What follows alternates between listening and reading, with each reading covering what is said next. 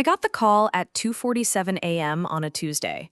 Unknown number, international prefix, the kind of late-night ring that makes your stomach drop before you even answer. Ms. Alexandra Hartwell, this is Agent Rodriguez with U.S. Customs and Border Protection. We need to speak with you immediately about your passport. My passport was sitting in my nightstand drawer, where it had been for the past 8 months, untouched since my last business trip to Toronto. But what happened next taught me something about family that I wish I'd never learned. Before we jump back in, tell us where you're tuning in from. And if this story touches you, make sure you're subscribed, because tomorrow I've saved something extra special for you. The agent's voice was crisp, professional, and deeply concerned. Ma'am, are you currently traveling internationally? No, I said, sitting up in my Chicago apartment bedroom, trying to shake off the fog of deep sleep. I'm at home. Why? Your passport was flagged at Frankfurt International Airport 3 hours ago. The person carrying it claimed to be you, but biometric scanning revealed significant discrepancies. We've detained an individual for suspected identity theft and passport fraud. My blood went cold. I'm sorry, what? Someone is using my passport? That's impossible. My passport is right here in my... I yanked open my nightstand drawer. Empty. The small blue folder where I always kept my passport, birth certificate, and social security card was gone. Ma'am, are you still there? It's gone, I whispered. My passport is gone. Someone took it from my apartment. We need you to come in for questioning immediately. This is now a Homeland Security investigation for identity theft and document fraud. Can you be at the Chicago Federal Building by 8 a.m.? I spent the next 5 hours sitting in a sterile government office, answering questions I'd never imagined needing to answer. When did I last see my passport? Who had access to my apartment? Had I noticed any missing documents recently? The agents were thorough, patient, but unmistakably serious. Identity theft involving international travel was a federal crime, and someone had committed that crime using my identity. Preparing and narrating this story took us a lot of time, so if you are enjoying it, like this video. It means a lot to us. Now back to the story. The agent's voice was crisp, professional, and deeply concerned. Ma'am, are you currently traveling internationally? No, I said, sitting up in my Chicago apartment bedroom, trying to shake off the fog of deep sleep. I'm at home. Why? Your passport was flagged at Frankfurt International Airport 3 hours ago. The person carrying it claimed to be you, but biometric scanning revealed significant discrepancies. We've detained an individual for suspected identity theft and passport fraud. My blood went cold. I'm sorry, what? Someone is using my passport? That's impossible. My passport is right here in my... I yanked open my nightstand drawer. Empty. The small blue folder where I always kept my passport, birth certificate, and social security card was gone. Ma'am, are you still there? It's gone, I whispered. My passport is gone. Someone took it from my apartment. We need you to come in for questioning immediately. This is now a Homeland Security investigation for identity theft and document fraud. Can you be at the Chicago Federal Building by 8 a.m.? I spent the next 5 hours sitting in a sterile government office, answering questions I'd never imagined needing to answer. When did I last see my passport? Who had access to my apartment? Had I noticed any missing documents recently? The agents were thorough, patient, but unmistakably serious. Identity theft involving international travel was a federal crime, and someone had committed that crime using my identity. Preparing and narrating this story took us a lot of time, so if you are enjoying it, like this video. It means a lot to us. Now, back to the story. The breakthrough came when Agent Rodriguez returned with a photograph. Ms. Hartwell, we've received security footage from Frankfurt Airport. I need you to tell me if you recognize this individual. He slid a printed screenshot across the middle table. The image was grainy, but clear enough. A young woman, early 20s, shoulder-length auburn hair wearing a designer jacket I'd never seen before. She was standing at a passport control station, holding my passport, smiling confidently at the border agent. My cousin Natalie Cortez, my Aunt Carmen's daughter, the family member I'd been closest to since childhood, the girl who'd spent every summer at my family's house in Riverside Grove, who'd been my maid of honor when I'd gotten engaged 3 years ago, before that relationship imploded, and who I'd helped pay for community college when she couldn't afford tuition. Natalie, who'd been staying in my guest room for the past 2 months while she figured out her next steps, after dropping out of yet another program. I know her, I said quietly. She's my cousin. She's been living with me. Agent Rodriguez leaned forward. Living with you? She has access to your personal documents? Had access. I trusted her. The words tasted bitter. She's family. What followed was the most humiliating morning of my adult life. Explaining to federal agents that I'd let my cousin stay in my apartment rent-free, that I'd given her a key, that I'd trusted her with access to my personal space while I was at work. Describing how Natalie had been struggling financially, how the family always rallied around her when she needed help, and how she'd convinced everyone she was just going through a rough patch and needed temporary support. According to Lufthansa records, the ticket was purchased using a credit card registered to Natalie Cortez. She used her own payment method, but my identity documents. Where was she going? Barcelona. One-way ticket, no return flight booked. Barcelona. Natalie had been obsessed with Barcelona for years, constantly posting Instagram photos of Spanish architecture and talking about how she was going to move to Europe someday and become a travel blogger. I'd always assumed it was just another one of her impractical dreams, like becoming a professional photographer or opening a boutique clothing store. Apparently, she'd decided to make that dream a reality using my passport. What happens now? I asked. We've detained her in Frankfurt. The German authorities are cooperating with our investigation. She'll be extradited back to the United States to face federal charges for passport fraud, identity theft, and document forgery. Federal charges. My cousin, the girl I'd helped raise during family vacations, the young woman I'd been trying to support through her latest life crisis, was facing federal prison time for stealing my identity? What about me? Am I in trouble? You're the victim here, Miss Hartwell, but we need you to file a formal complaint and cooperate with the investigation. This is serious. Identity theft for international travel falls under anti-terrorism statutes. The penalties are severe. I left the federal building at noon with a stack of paperwork, a case number, and the numb realization that someone I trusted completely had stolen my identity to commit federal crimes. But the worst part wasn't the legal complexity or the violation of my privacy. The worst part was that I had to call my family and explain what had happened. I started with my mom, Patricia Hartwell, who lived 20 minutes away in the suburb of Willowbrook. Mom, I need to tell you something about Natalie. Oh, how is she doing? Carmen mentioned she was staying with you for a while. Such a sweet girl, helping you out with rent and everything. Helping me out with rent.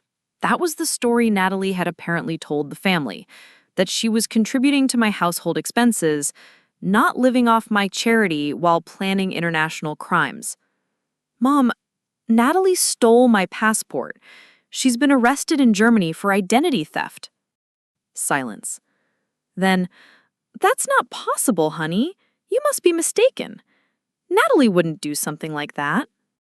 The FBI has security footage of her using my passport at Frankfurt Airport. She's been detained by international authorities. There has to be an explanation. Maybe it was a misunderstanding. Maybe she borrowed it for some reason and forgot to ask. Borrowed it. Forgot to ask. My mother was already working to minimize what had happened, to find excuses for behavior that had no reasonable excuse. Mom, you don't borrow someone's passport to fly to Barcelona one way. You don't forget to ask before committing federal crimes. Alexandra, don't be so dramatic. I'm sure this will all get sorted out. Natalie is family. Family. The magic word that was supposed to excuse any behavior, forgive any betrayal, minimize any violation of trust. I called my Aunt Carmen, next, Natalie's mother, dreading the conversation but knowing she needed to hear the news from me rather than from federal agents. Carmen, it's Alexandra. I need to tell you something difficult about Natalie. Oh God, what has she done now? Carmen's voice was tired, resigned. This was clearly not the first time she'd received a call about her daughter's poor choices. I explained the situation, the passport theft, the arrest, the federal investigation. Carmen listened without interrupting, and when I finished, she sighed deeply. How much is bail going to cost? Carmen, she's detained in Germany by international authorities for federal crimes. This isn't a local arrest where you can post bail and bring her home. But she's family, Alexandra. We have to help her. Help her with what? She stole my identity and committed passport fraud. She's facing federal prison time. She made a mistake. People make mistakes.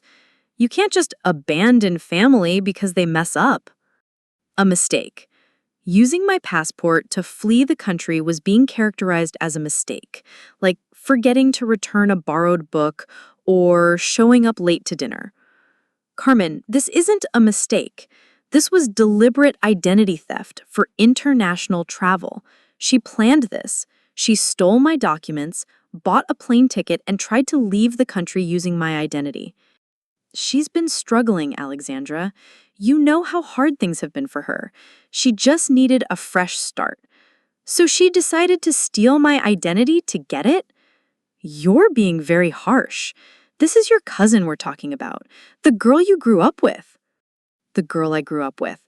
The girl I'd shared summers with, helped with homework, celebrated birthdays with, supported through multiple college dropouts and career changes. The girl who'd repaid my trust by stealing my identity and committing federal crimes. By evening, word had spread through the extended family network. My phone was ringing constantly. Aunts, uncles, cousins, family friends who'd heard something happened with Natalie and wanted details.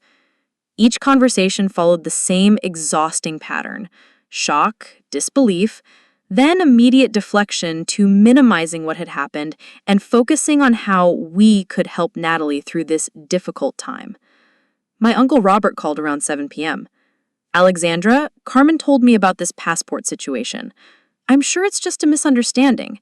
Natalie's a good kid who made a poor choice. Uncle Robert, she stole my passport and tried to flee to Europe. Federal agents are involved. This isn't a misunderstanding. Well, what can we do to help her? Does she need money for a lawyer? I need her to face the consequences of committing federal crimes. That's very cold, Alexandra. She's family. Family. The word was being weaponized against me, used to suggest that wanting justice for identity theft somehow made me the villain in this situation. My cousin Daniel called an hour later. Alex, I heard about Natalie. This is crazy, right? Like, she obviously didn't mean any harm. She was probably just trying to figure out her life. By stealing my identity and committing passport fraud? I mean, yeah, she went about it the wrong way, but you know how Natalie is. She's impulsive. She doesn't think things through. Daniel, this isn't about being impulsive. This is federal crime, identity theft, international document fraud. But she's family, Alex. We stick together when things get tough. There it was again, family. The assumption that blood relations somehow trumped criminal behavior, that shared genetics meant I owed loyalty to someone who had violated my trust in the most fundamental way possible. The call that broke me came from my grandmother, Alexandra Hartwell, the family matriarch who'd raised most of us and whose opinion carried enormous weight in family decisions. Mija, she said in her gentle voice, I heard about the trouble with Natalie. This is very sad. It is sad, Abuela. I trusted her and she stole from me. Family is complicated, Alexandra. People make mistakes when they're desperate. This wasn't desperation, Abuela. This was calculated theft. She planned this. She stole my documents, bought a plane ticket, and tried to leave the country using my identity. But she's your cousin, your blood. You grew up together. Doesn't that mean anything? The question hit me like a physical blow. Of course it meant something. Natalie had been like a sister to me for most of our lives. I'd loved her, supported her, believed in her potential even when she repeatedly made poor choices. That history made her betrayal more painful, not less significant. It means everything, Abuela. That's why this hurts so much. That's why what she did is so unforgivable. Nothing is unforgivable in family, Mija. We forgive because we love. What about trust, Abuela? What about consequences? What about protecting myself from someone who's proven they'll steal my identity for their own benefit? Those are important things, but family is more important. I hung up feeling completely isolated. Every person I'd called, my mother, my aunt, my uncle, my cousin, my grandmother, had responded the same way. Minimize what Natalie had done, focus on helping her avoid consequences, and pressure me to prioritize family loyalty over personal justice. Nobody had asked how I was doing. Nobody had expressed concern about my violated privacy or stolen identity. Nobody had acknowledged that I was the victim of a serious crime. Instead, I was being positioned as the person responsible for determining how much grace and forgiveness to extend to someone who'd committed federal crimes using my identity. I sat in my Chicago apartment that night, looking at the empty drawer where my passport should have been, trying to process what had happened, not just the theft itself, but my family's response to it. The immediate assumption that I should minimize what had been done to me, the expectation that I should focus on helping Natalie rather than protecting myself, the suggestion that holding someone accountable for identity theft somehow made me disloyal to family bonds. That's when I realized something that felt like a punch to the gut. My family saw me as a resource, not a person. They valued what I could provide to struggling family members more than they valued my right to basic respect and security. Natalie hadn't just stolen my passport, she'd revealed how little my well-being mattered to the people who claimed to love me most. The next morning brought more complications. Agent Rodriguez called to update me on the investigation. Ms. Hartwell, we've conducted a preliminary interview with your cousin. She claims this was a misunderstanding and that she had permission to use your passport. Permission? I never gave her permission to steal my identity and flee the country. That's what we assumed, but we need you to provide a written statement confirming that you never authorized her to use your travel documents. Of course I never authorized it. Who gives someone permission to commit identity theft? You'd be surprised how often family members try to complicate these investigations by claiming after the fact that there was some sort of informal agreement. Family members trying to complicate investigations. Apparently, my situation wasn't unique. Other people had been victimized by relatives who'd stolen their identities, and those investigations had been undermined by family pressure to minimize the crimes. Agent Rodriguez, what happens if family members pressure me to drop the charges? You can't drop federal charges, Ms. Hartwell. The government is prosecuting this case based on evidence of federal crimes. Your cooperation helps, but this investigation will proceed regardless of family pressure. That was both reassuring and terrifying. Reassuring because it meant Natalie would face consequences for what she'd done. Terrifying because it meant my family would continue pressuring me to somehow make this situation go away, and when I couldn't, they'd blame me for her legal consequences. My phone rang again. Carmen, calling for the third time in 2 days. Carmen, I spoke with a lawyer. He says if you write a letter explaining that this was a family misunderstanding, it might help Natalie's case. A family misunderstanding? Carmen, she stole my passport and tried to flee to Europe using my identity. She was desperate, Alexandra. She didn't know what else to do. She thought maybe she could work things out and replace your passport before you noticed it was missing. The audacity was breathtaking. Natalie had apparently convinced her mother that stealing my identity was some sort of well-intentioned plan that had just gone wrong, rather than deliberate criminal behavior. Carmen, she bought a one-way ticket to Barcelona. She wasn't planning to work things out and return my passport. She was planning to disappear using my identity. You don't know that for sure. Maybe she was just scared and made a poor choice in the moment. Federal agents have evidence of premeditation. This wasn't a spontaneous decision. Will you at least consider writing the letter for family? For family, the phrase that was supposed to override my right to justice, my need for security, my basic expectation that people shouldn't steal my identity to commit federal crimes. No, Carmen, I won't write a letter minimizing what Natalie did to me. So you're just going to let them send her to prison? Your own cousin? I'm going to let her face the consequences of stealing my identity and committing federal crimes. That's what happens when you break the law. Family means helping each other, Alexandra, not abandoning each other when things get difficult. Family means not stealing each other's identities to commit passport fraud. Carmen hung up on me. That afternoon, my mother called again. Alexandra, I've been thinking about this situation with Natalie. Maybe there's a way to handle this that doesn't involve federal prison. Mom, I don't control federal investigations. The government is prosecuting this case based on evidence of serious crimes. But you're the victim. Victims have rights. You could advocate for a lighter sentence or community service or something. Why would I advocate for lighter consequences for someone who stole my identity? Because she's family, because she made a mistake, because destroying her future won't undo what happened.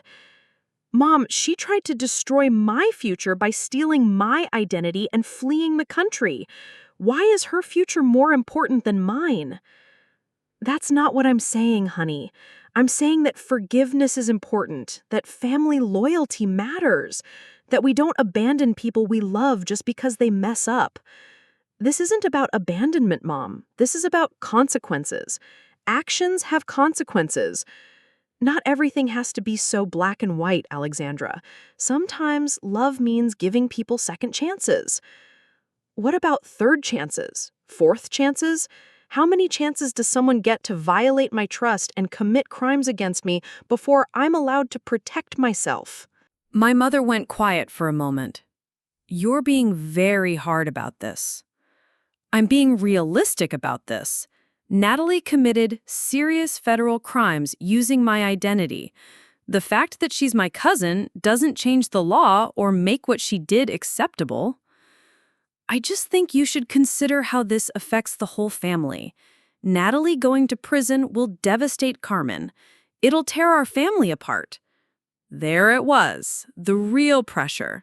Not concern for Natalie, but concern for family stability. Not justice for crimes committed, but preservation of family harmony. I was being asked to sacrifice my right to justice to protect other people's comfort with the situation. Mom, what about how Natalie's crimes affected me? What about my devastation at being betrayed by someone I trusted? What about the family being torn apart by someone choosing to commit federal crimes? That's different.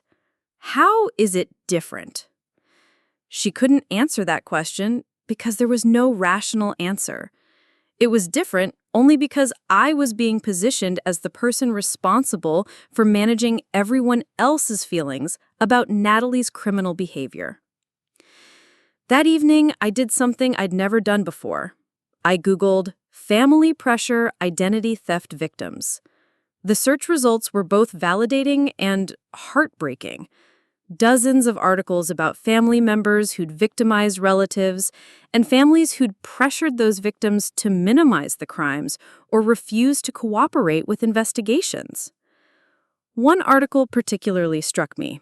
When Family Becomes the Enemy, Identity Theft by Relatives. It described the unique psychological trauma of being victimized by someone you trust and the additional harm caused when other family members pressure victims to prioritize family loyalty over personal justice. Victims of identity theft by family members face a double betrayal. First, the betrayal of trust by the person who stole their identity. Second, the betrayal by other family members who prioritize protecting the perpetrator over supporting the victim. I was experiencing a double betrayal. Natalie had violated my trust and stolen my identity. My family was now violating my right to justice and protection by pressuring me to minimize what had been done to me. Another article discussed the long-term consequences of identity theft by family members. Unlike stranger identity theft, family identity theft often involves ongoing access to personal information and continued pressure from relatives to forgive and forget. Victims frequently report feeling isolated and unsupported by the very people who should be protecting them. That's exactly how I felt. Isolated and unsupported by the people who should have been outraged on my behalf. I found an online support group for identity theft victims and spent hours reading stories that mirrored my own experience. Family members who'd stolen credit cards, opened fraudulent accounts, filed false tax returns, and, in several cases, used relatives' passports for international travel. In every case, the victim described the same family pressure to forgive, minimize, and move on without seeking full justice. One woman's story particularly resonated. My brother used my passport to flee drug charges in the U.S. When he was arrested in Mexico, my entire family pressured me to write letters to the court asking for leniency. They said I was destroying his life by cooperating with the investigation. I felt like I was being punished for being the victim of his crimes. That's exactly how I felt, punished for being the victim of crimes committed against me. By the end of the week, the family pressure had intensified. My phone rang constantly with calls from relatives I barely spoke to normally, all wanting to discuss the situation with Natalie and express their opinions on how I should handle it. My cousin Maria called. "Alex, I heard about Natalie. This is so crazy. But you know how she is. She's always been impulsive. Maybe you could talk to the lawyers about working something out." My uncle Fernando called. "Alexandra, this thing with Natalie is really tough, but she's just a kid who made a bad choice. Family needs to stick together during hard times." My Aunt Rosa called. "Mija, I know you're upset about the passport thing, but Natalie has always looked up to you. She probably thought you wouldn't mind helping her get to Europe." The assumption was always the same. I should minimize what had been done to me, prioritize Natalie's well-being over my own justice, and somehow make this situation easier for everyone except myself. Nobody asked about the violation I felt from having my identity stolen. Nobody inquired about the stress of being questioned by federal agents. Nobody expressed concern about my safety or security. Nobody acknowledged that I was the victim of serious crimes. Instead, I was being positioned as the person responsible for Natalie's consequences, as if my cooperation with a federal investigation somehow made me responsible for her legal troubles. The breaking point came when my grandmother called again. "Mija, I've been praying about this situation with Natalie. I think God wants us to show mercy." "Abuela, I can show mercy without minimizing federal crimes." "The family is very upset, Alexandra. People are saying you're being too hard, too unforgiving. This doesn't look good for you." "It doesn't look good for me? Abuela, I'm the victim here. Natalie stole my identity and committed federal crimes." "I know, Mija, but family reputation matters. People are starting to talk about how you're handling this. They're saying maybe you're not as family-oriented as we thought." The manipulation was breathtaking. My reputation was being questioned for refusing to minimize crimes committed against me. My family values were being criticized for expecting consequences for criminal behavior. I was being painted as the problem in a situation where I was the victim.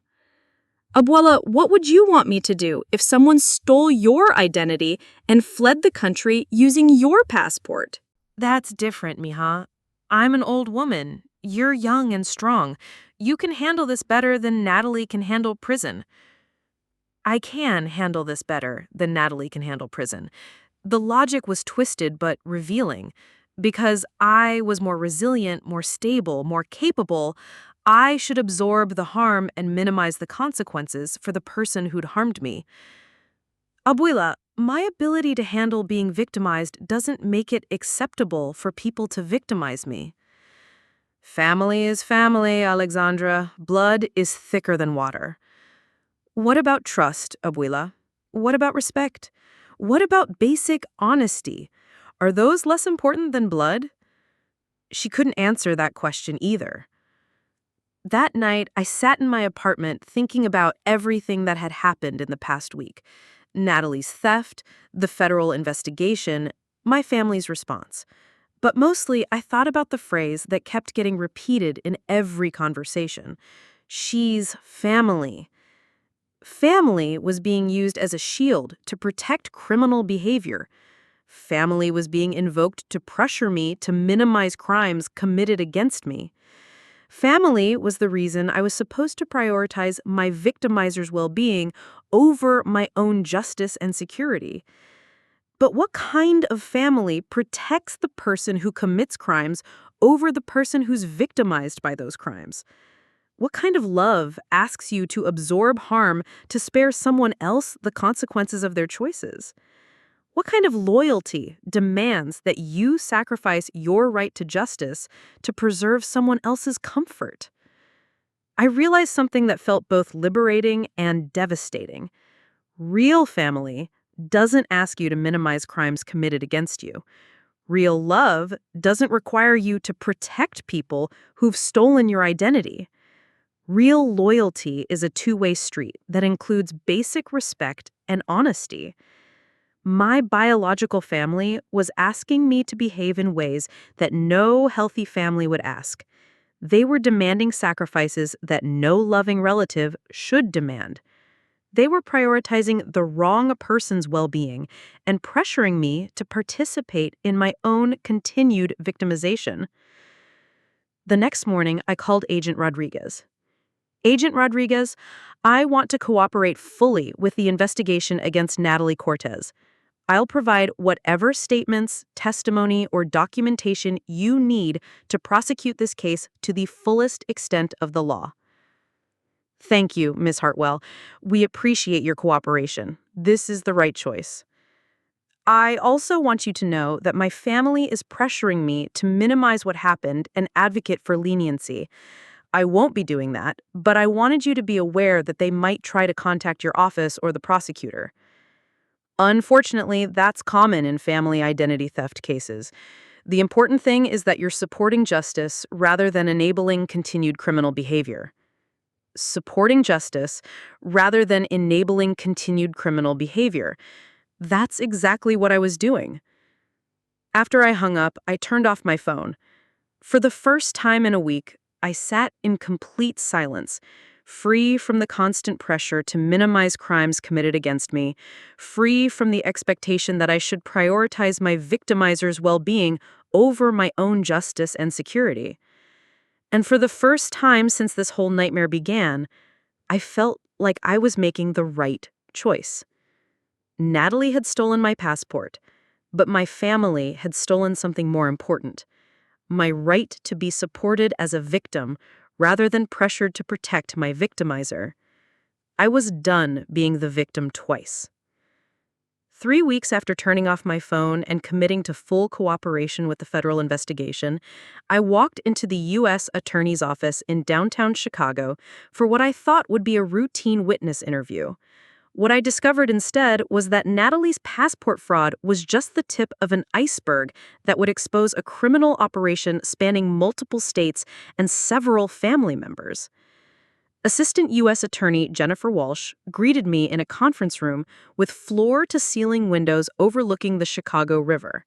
She was younger than I'd expected, maybe mid-30s, with a kind of sharp focus that comes from prosecuting serious federal crimes. Ms. Hartwell, thank you for coming in. Before we begin, I want you to know that your cousin's case has evolved significantly since our last communication. Evolved how? What started as a single case of passport fraud has uncovered a larger identity theft operation.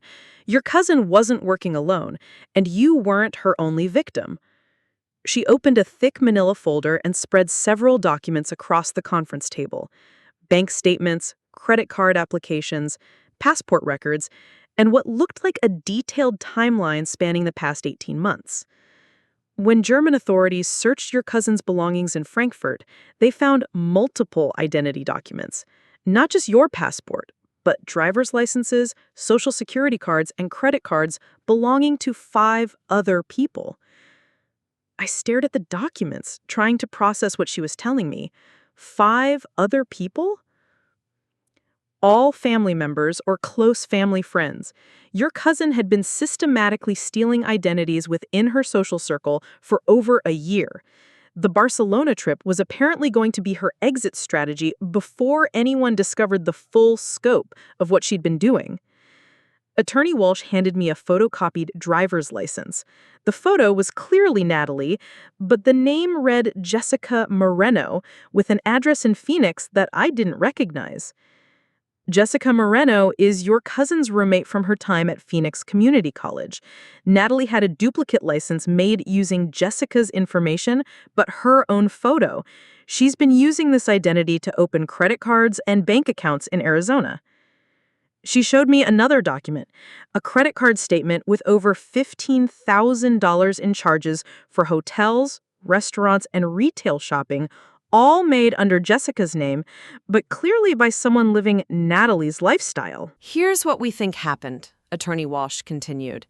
Your cousin has been running a sophisticated identity theft operation, primarily targeting people who trusted her enough to give her access to their personal information. She'd steal documents during visits or overnight stays, create duplicate IDs with her photo, and then use those identities to open financial accounts and make purchases. How long has this been going on? Based on the evidence we've recovered, at least 18 months. She was very careful about timing. She'd use each stolen identity sparingly, making purchases that wouldn't trigger immediate fraud alerts, and she'd rotate between different victims so no single person would notice suspicious activity right away. Attorney Walsh pulled out a timeline that made my stomach turn. January 2023, opened a credit card using Jessica Moreno's identity in Phoenix. March 2023, used a forged ID with her college friend Rachel Kim's information to rent an apartment in Dallas. June 2023, applied for a bank account using her cousin Diego's social security number in San Antonio. September 2023, created a fake driver's license with her Aunt Rosa's information but her own photo. She was running 5 different identities simultaneously? 6 if you count your passport. And Miss Hartwell, this gets more complicated. Your cousin wasn't working entirely alone. She handed me another set of documents, phone records, text message screenshots, and bank transfer records. Your cousin Diego Cortez, Natalie's brother, was helping coordinate some of these transactions. He was receiving payments from Natalie and then using his legitimate identity to convert them into cash or purchase items that could be easily resold. Diego? Natalie's older brother? The family member everyone described as responsible and stable? The one with a steady job at a logistics company, a nice apartment, and what appeared to be a normal life? Diego knew what Natalie was doing? Not just knew, he was profiting from it. We have evidence of over 25 transactions between them, totaling nearly $40,000, all connected to purchases made using stolen identities. The scope of betrayal was expanding beyond anything I had imagined. This wasn't just Natalie making a desperate, impulsive decision to flee to Europe. This was an organized criminal operation involving multiple family members, targeting people who trusted them, spanning multiple states and over a year of deliberate planning. There's more, Attorney Walsh said. We believe your Aunt Carmen was also aware of at least some of her daughter's activities. She showed me bank records indicating that Carmen had received several large cash deposits over the past year, always within days of Natalie making major purchases using stolen identities. We can't prove that Carmen knew the money came from identity theft, but the timing patterns suggest she knew her daughter was involved in something financially questionable and chose not to ask questions. I thought about Carmen's immediate response when I'd told her about Natalie's arrest, her focus on bail costs and legal defense, her suggestion that I write a letter minimizing what had happened. She'd seemed remarkably prepared to handle her daughter's legal troubles, like she'd been expecting this call for months.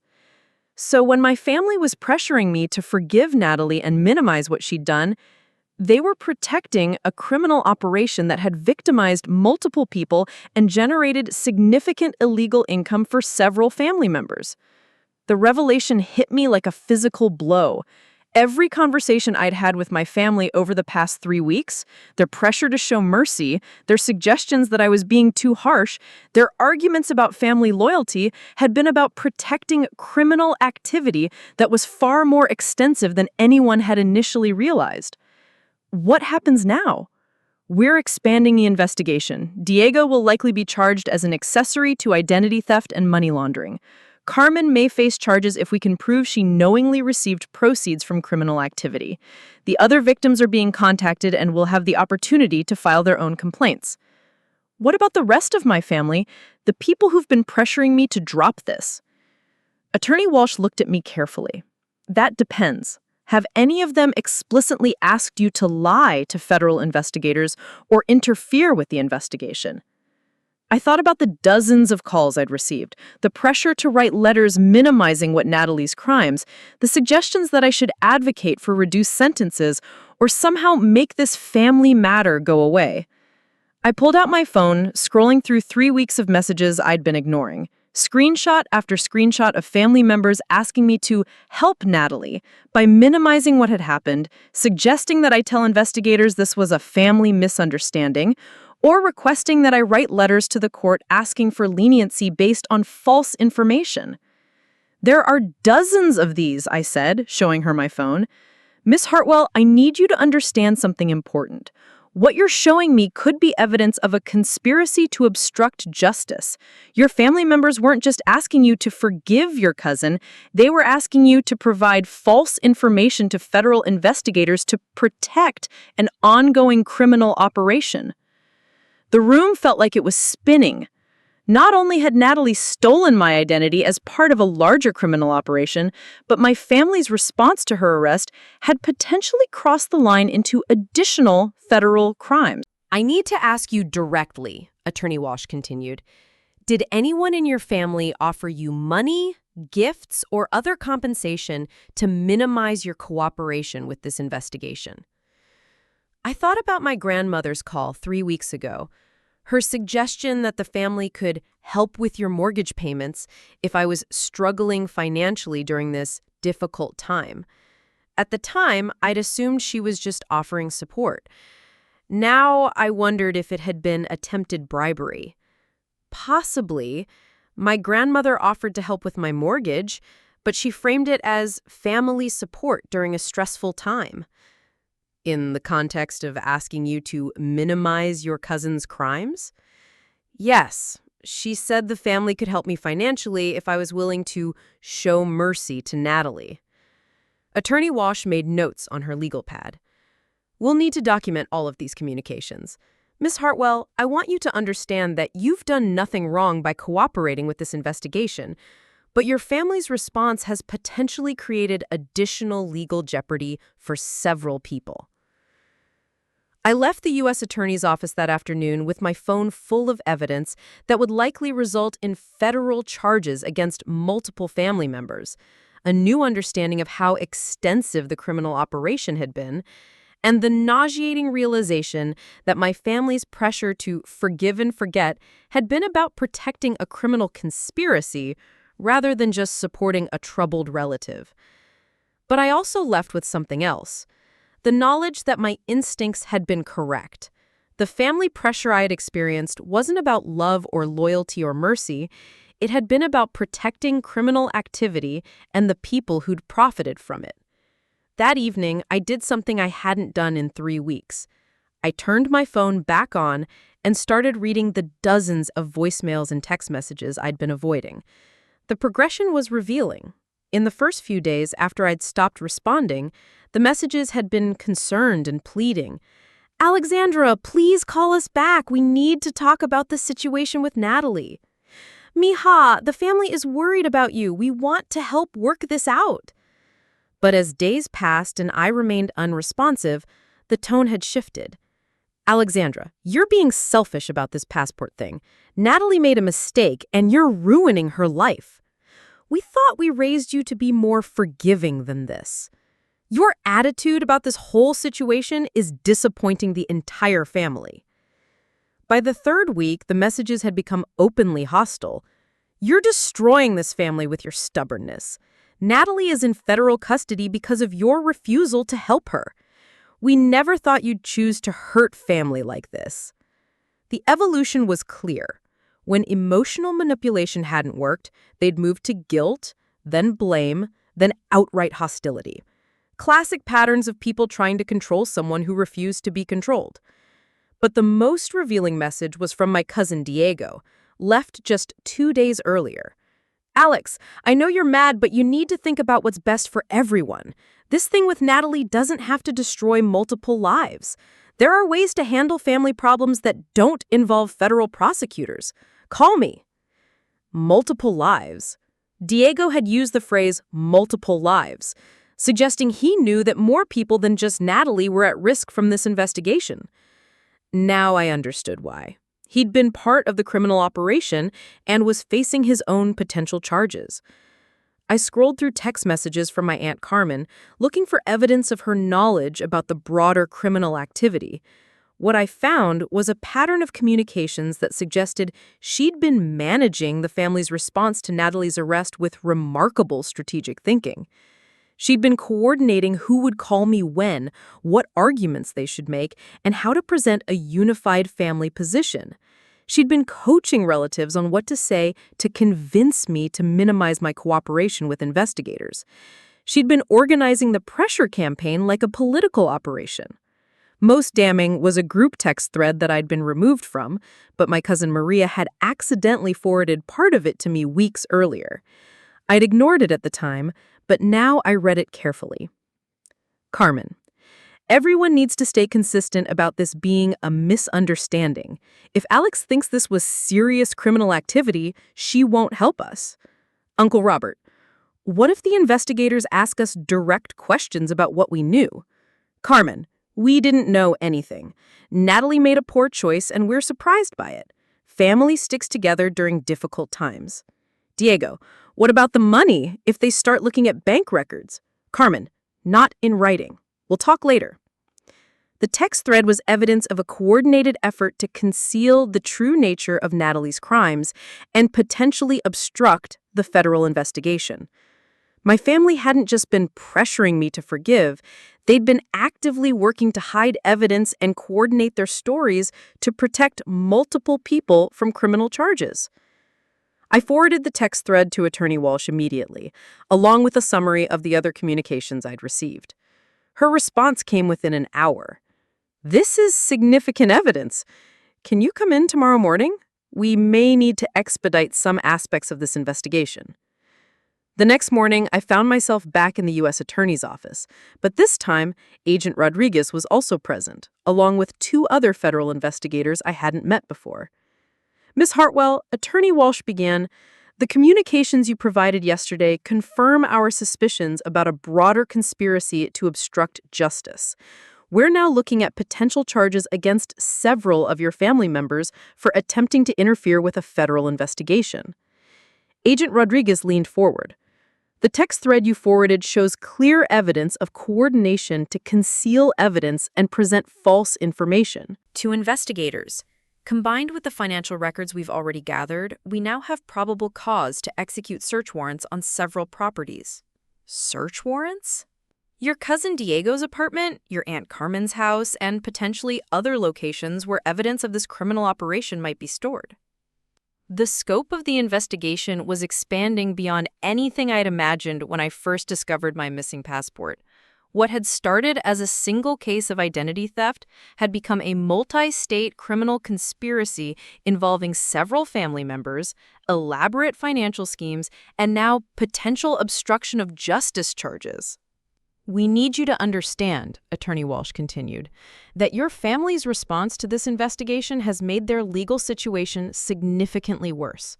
If they had simply let the original charges against Natalie proceed without interference, most of them wouldn't be facing any legal jeopardy. But their attempts to manipulate the investigation have created additional federal crimes. What happens now? We execute the search warrants this week. We'll likely arrest Diego and possibly Carmen within the next few days. And Ms. Hartwell, we need to prepare you for the possibility that more family members may be charged as the investigation continues." I sat in that federal building thinking about the past month. 4 weeks ago, I'd been living a normal life, trusting my cousin enough to let her stay in my apartment, believing that my family would support me if I ever became the victim of a serious crime. Now I was the key witness in a federal investigation that would likely result in multiple family members facing prison time for crimes I'd never imagined they were capable of committing.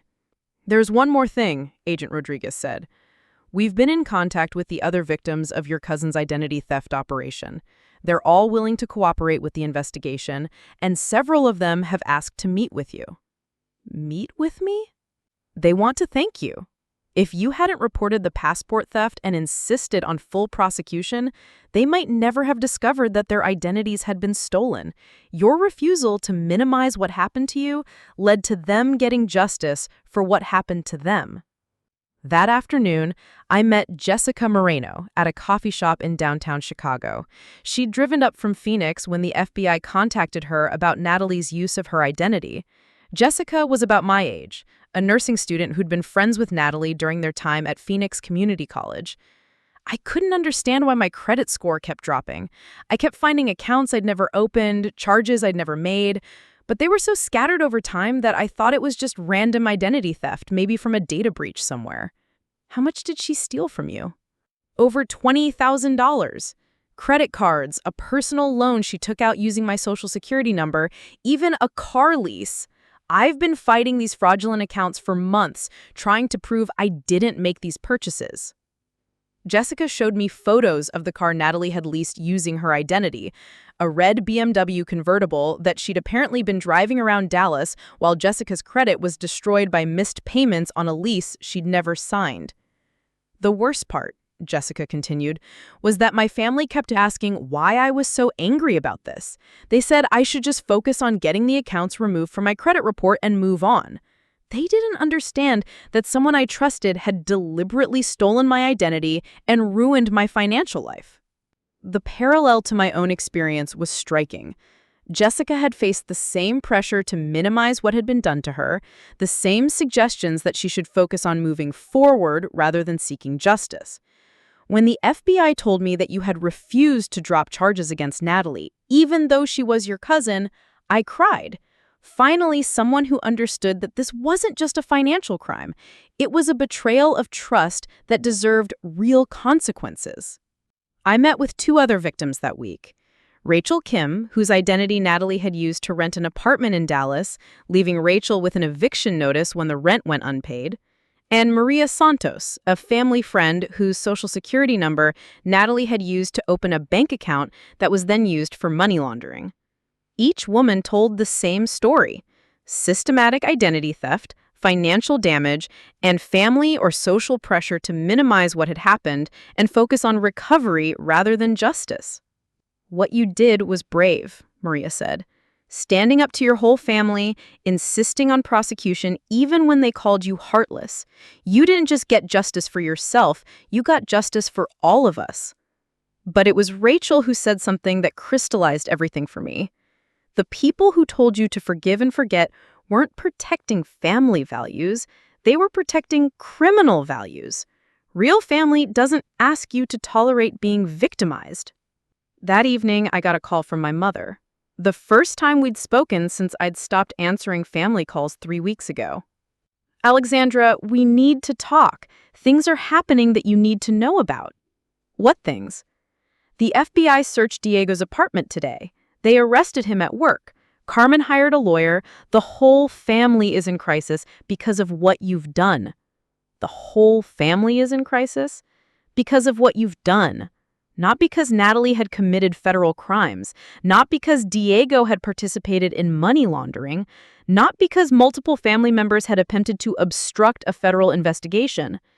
Because I had cooperated with law enforcement instead of protecting criminals. Mom, Diego was arrested because he helped Natalie launder money from identity theft. Carmen hired a lawyer because she received proceeds from criminal activity. This crisis exists because multiple family members committed federal crimes." That's not how the family sees it, Alexandra.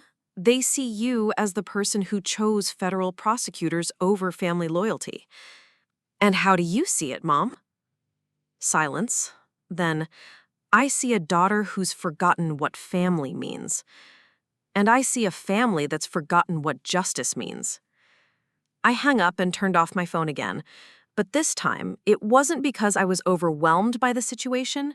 It was because I had clarity about who I was and what I stood for. I was someone who believed that crimes should have consequences, even when they're committed by family members. I was someone who thought that love shouldn't require tolerating criminal behavior. I was someone who understood that real loyalty was about supporting what's right, not supporting what's convenient. And I was someone who'd learned that the most important family you can have is the one that celebrates your courage instead of punishing your integrity. The next morning, I called Attorney Walsh to schedule another meeting, not because I had new evidence to provide, but because I wanted to understand what would happen to the victims of my family's criminal operation and how I could help ensure they got the justice they deserved. The federal building conference room was sterile and windowless, designed for uncomfortable conversations. Natalie sat across from me in an orange jumpsuit, her hands folded on the metal table, looking smaller and younger than I remembered. 2 federal agents flanked the door, and her public defender sat beside her with a legal pad full of notes about demonstrating remorse for sentencing purposes. But it was the woman sitting next to me who made this moment feel different than I had expected. Jessica Moreno had flown in from Phoenix specifically for this meeting, and her presence transformed my personal confrontation with Natalie into something larger, a reckoning between a criminal and the community of people she'd harmed. "Thank you for agreeing to meet with us," Natalie's lawyer began, but I held up my hand. "I didn't come here for your legal strategy," I said, looking directly at Natalie. "I came here because I want you to understand something that I don't think you've grasped yet." Natalie met my eyes for the first time since I'd entered the room. She looked tired, older than her 23 years, but there was something in her expression that I couldn't quite read. Shame, maybe? Or calculation. "You didn't just steal my passport," I continued. "You didn't just commit identity theft. You turned trust into a weapon. You took relationships that were supposed to be safe and used them to commit crimes. Do you understand the difference?" "I know what I did was wrong, Alexandra. I never meant to hurt you, or any of the others. I was desperate, and I made terrible choices." Jessica leaned forward. "You destroyed my credit for 18 months. I couldn't get an apartment, couldn't qualify for student loans, couldn't even get a cell phone contract because of what you did to my financial reputation. How is that not meaning to hurt me? I thought I could fix it before anyone noticed. I thought I could pay everything back and make it right." "With what money?" I asked. "You were unemployed, living in my apartment rent-free, with no income and no prospects. How exactly were you planning to pay back $65,000? Natalie looked down at her hands. "I thought maybe once I got to Barcelona, I could find work, start over, build something that would let me make it right." The audacity was breathtaking even now. She'd planned to flee to Europe using my identity, leaving 6 victims with destroyed credit and financial chaos, and somehow convinced herself this was a plan to eventually make it right? "Natalie, do you understand that there are 5 other people whose lives you disrupted? Rachel Kim in Milwaukee, Maria Santos in Denver, people whose trust you violated just like you violated mine?" "I know. I've read all their victim impact statements. I know how much damage I caused. But do you understand why you caused it? Not the circumstances, not the desperation, but the fundamental choice you made to treat people who trusted you as resources for your own benefit." She looked up at me, and for a moment I saw something that might have been genuine understanding. "I turned you into things instead of people. I stopped seeing you as real when I needed something from you." It was the first statement she'd made that felt authentic rather than coached by her lawyer. Jessica pulled out her phone and showed Natalie a photo. A small apartment with mismatched furniture and boxes stacked against the walls. This is where I'm living now. A studio apartment in a bad neighborhood because your identity theft destroyed my credit score so badly that I can't qualify for anything better. I'm a nursing student working 3 part-time jobs to afford this place because of what you did to my financial reputation. She stared at the photo. I'm sorry. I know that doesn't fix anything, but I am genuinely sorry. Sorry enough to serve your full sentence without asking for reduced time? Sorry enough to pay full restitution even if it takes decades? Sorry enough to never contact any of your victims again? Yes, all of that. What about your family? Your mother, your brother, your cousins who all pressured Alexandra to minimize what you did and protect you from consequences? Natalie's expression shifted. That wasn't my idea. I never asked them to do that. But you benefited from it. You let them pressure crime victims to lie to federal investigators to protect you. I was in federal custody in Germany. I couldn't control what my family did. You could have told them to stop. When you were brought back to the US, when you had access to phones and lawyers, you could have told your mother to stop trying to obstruct the investigation. You chose not to. Natalie was quiet for a long moment. You're right. I should have told them to stop. I was scared, and I let them do whatever they thought would help me, even when it meant hurting you more.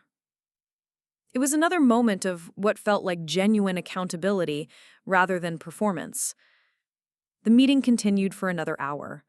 Natalie answered our questions about the scope of her criminal operation, the timeline of her identity thefts, the methods she'd used to access our personal information. She acknowledged the planning involved, the deliberate nature of her crimes, the calculation required to maintain 6 different stolen identities simultaneously. But what struck me most was her response when Jessica asked her what she'd learned from this experience. I learned that desperation isn't an excuse for turning people into tools, Natalie said. I learned that borrowing someone's identity isn't just taking their documents, it's taking their security, their reputation, their peace of mind. And I learned that family loyalty that requires covering up crimes isn't really loyalty at all. That last statement surprised me. What do you mean? The pressure everyone put on you to minimize what I did, that wasn't about loving me. That was about protecting themselves. Mom was worried about her reputation in the family. Diego was worried about his own legal exposure. Uncle Robert was worried about family drama affecting his business. None of them were actually thinking about what was best for me long term. What would have been best for you long term? Facing consequences immediately. Getting help for whatever was wrong with me that made me think stealing identities was acceptable. Learning that actions have real costs before I hurt 6 people and destroyed my own future. It was the most insightful thing she'd said during the entire meeting. When we finished, I walked out of the federal building with Jessica, both of us processing what we'd just experienced. That wasn't what I expected, Jessica said, as we stood on the courthouse steps. What did you expect? More excuses, more self-pity, more attempts to manipulate us into feeling sorry for her. Do you think she was being genuine? Jessica considered the question. I think she was being genuine about understanding what she did wrong. I don't think she was being genuine about being sorry. I think she's sorry she got caught. Sorry she's facing prison time, sorry her life is ruined, but I'm not sure she's actually sorry she hurt us. That assessment felt accurate to me as well. Natalie had demonstrated intellectual understanding of her crimes and their impact, but I hadn't sensed deep emotional remorse for the harm she'd had caused to specific people. Does that matter, whether she's genuinely sorry versus just intellectually aware of what she did wrong? For me, it matters for forgiveness. I can accept her acknowledgement of wrongdoing without needing to forgive her for doing it. The important thing is that she's facing real consequences and won't be able to hurt other people for several years. That evening, I got a call from Dr. Chen in Seattle. The Identity Theft Victims Alliance had received approval for a federal grant to expand their advocacy programs, and they wanted me to consider relocating to Seattle to help develop support systems for family-based crime victims. We're looking at establishing the first national program specifically for people who've been victimized by relatives. Support groups, legal advocacy, family mediation services, even safety planning for victims who face retaliation from family members who think they should have protected the perpetrator. Safety planning? Alexandra, you'd be surprised how often family-based crime victims face threats or actual violence from relatives who blame them for the perpetrator's legal consequences. We've had cases where victims needed restraining orders against their own siblings or parents. The scope of the problem was larger than I realized. My experience with family pressure to minimize crimes wasn't unique. It was part of a widespread pattern of victims being blamed for seeking justice against relatives who had harmed them. What would my role be? Program development, victim advocacy, public speaking about your experience. You'd essentially be building the support system you needed but didn't have when you were going through this. The opportunity felt like the natural next step in a journey that had begun with a missing passport and evolved into understanding how families can both betray and support each other. Can I take some time to think about it? Of course. But Alexandra, I want you to know that your story has already influenced policy discussions at the federal level. The Department of Justice is considering new guidelines for family-based identity theft cases, partially based on documentation of the pressure you faced to minimize cooperation with investigators. Your individual case is contributing to systemic change that could help other victims. The decision to prioritize justice over family approval was having effects that extended far beyond my personal situation. A week later, I attended Natalie's sentencing hearing. The courtroom was fuller than I'd expected.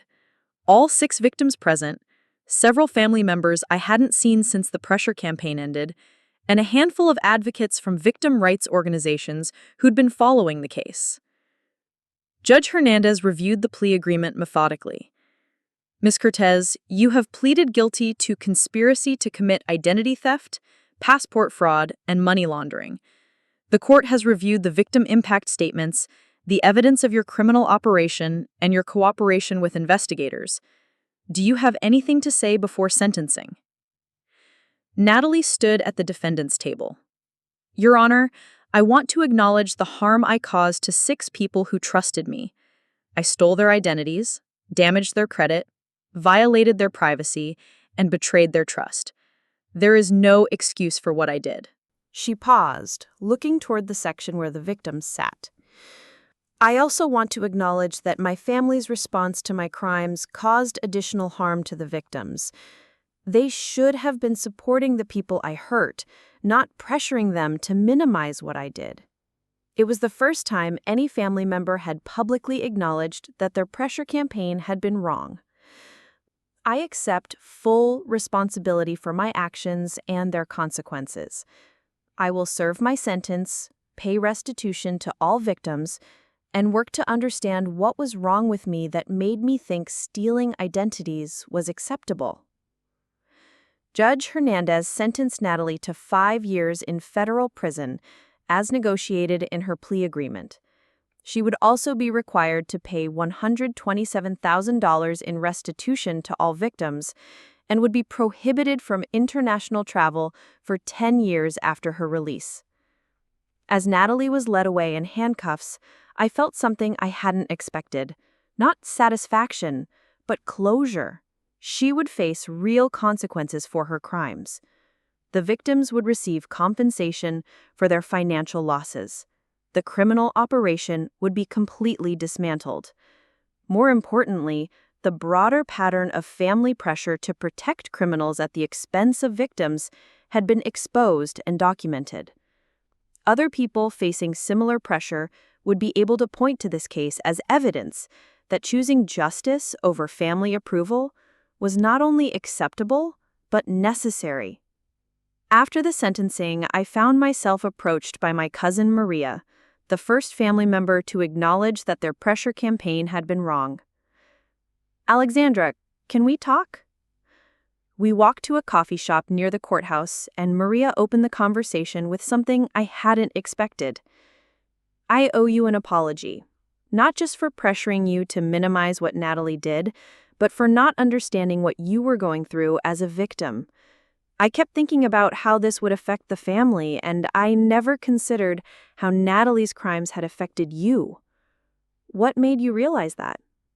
"Reading the victim impact statements in court filings, seeing the actual financial damage Natalie caused, understanding that identity theft isn't just paperwork problems, it's violation of everything that makes you feel secure in the world." Maria pulled out her phone and showed me a screenshot. "I also saw this article about your work with the Identity Theft Victims Alliance. I'm proud of what you're building, Alexandra. You turned the worst thing that happened to you into a way to help other people." The article was from a Seattle newspaper, covering the federal grant announcement for expanding family-based crime victim services. There was a photo of me speaking at the advocacy conference, along with quotes about the unique pressures that family crime victims face. "Are you moving to Seattle for this?" "I'm considering it. The opportunity to build something that could help thousands of people facing what I went through, it feels like the right next step." "What about staying connected to family? I know most of us handled the situation badly, but some of us are learning and changing." It was a fair question. Moving to Seattle would mean leaving behind not just the family members who'd pressured me to protect criminals, but also the ones who were demonstrating genuine growth and accountability. "Maria, I've learned that geographic distance doesn't determine emotional connection. The family members who are willing to grow and change will stay connected regardless of where I live. The ones who aren't willing to grow probably weren't really connected to begin with." But the face that surprised me most was in the back row. My cousin Maria had flown to Seattle for the conference, not because she was required to be there, but because she wanted to understand the work I was doing and support it publicly. After my speech, Maria found me in the conference hallway. "That was incredible, Alexandra. Seeing you turn your experience into something that helps so many people, it's inspiring." "How are things with the rest of the family?" "Mixed. Some people are doing the work to understand what went wrong and change how they think about family loyalty. Others are still stuck in the idea that you somehow betrayed family values by insisting on accountability. And you? I'm learning that real family values include honesty, accountability, and supporting each other through doing the right thing, even when it's hard. What we asked you to do wasn't family loyalty, it was family dysfunction." That evening, I had dinner with the Seattle team from the Identity Theft Victims Alliance. Dr. Chen raised a toast to our expanding programs, but her words were about something larger than organizational success. "To Alexandra," she said, "who showed all of us that courage isn't the absence of fear, it's choosing integrity over approval, truth over convenience, and justice over comfort." Later that night, alone in my apartment overlooking Elliott Bay, I reflected on the journey from discovering my missing passport to building a national program for family crime victims. The experience had taught me that the most important family you can have is the one that celebrates your strength rather than punishing your honesty. I thought about Natalie, now 18 months into her federal prison sentence, reportedly doing well in educational programs and working to pay restitution to her victims.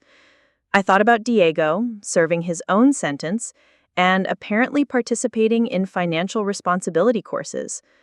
I thought about Carmen, completing her community service, and, according to Maria, genuinely working to understand how she'd failed the victims of her daughter's crimes. But mostly, I thought about the hundreds of people who'd contacted our organization over the past year. Identity theft victims who'd faced family pressure to minimize what happened to them. People who'd been told that seeking justice against relatives was somehow wrong or disloyal. Survivors who'd learned, as I had, that choosing accountability over approval was not only acceptable but necessary. My phone buzzed with a text from my mother. "Saw your speech online. So proud of the woman you've become and the work you're doing. Can't wait to talk this weekend." I looked out at the Seattle skyline, thinking about the path that had brought me here. Natalie's theft of my passport had been a betrayal that revealed how my family understood loyalty, accountability, and love. But it had also been the catalyst for discovering who I was when I chose integrity over approval, justice over convenience, truth over family harmony. The most profound transformation hadn't been learning to forgive the people who'd harmed me. It had been learning to build a life around people who celebrated my courage instead of punishing my honesty, who understood that real love doesn't require tolerating criminal behavior, and who knew that the strongest families are the ones where every member's integrity is valued over everyone's comfort. I'd lost the family I'd inherited, but I'd gained the family I'd chosen, and that trade had made all the difference.